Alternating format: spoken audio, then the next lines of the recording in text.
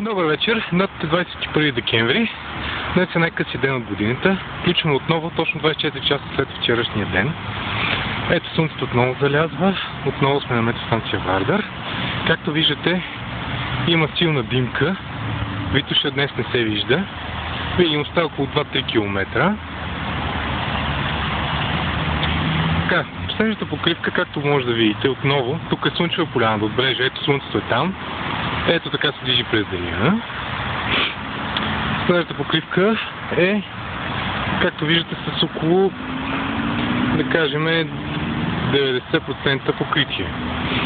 И тук има едно петно, тъй като има наклон. 90% покритие. Тази полянка е просто идеална за измерване, тъй като отдалечена от булеварда достатъчно. И от тук. Абсолютно юг изложение. Правим замерване.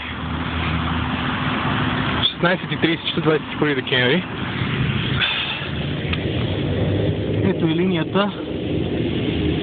Има 7 мм правда в началото. Тук е 2,7. Местим се. Тук е 3,2. Тук 3,3. Тук е 2,5. Тук е 2,7. Тук е 2,7. 3. Местим се повечко. Това са думите му вчера. Тук е 3,2. Бяхте ли? 3,2. Тук е 3,3. Местим се. 3,3. Не, 3,6. 2,7. 2,2.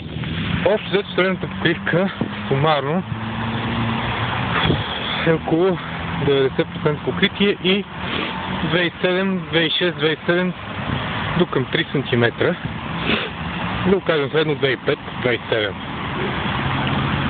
Надявам се и утре да има такъв тип, макар че изглежда почти нереално, но ще се пробвам. До скоро.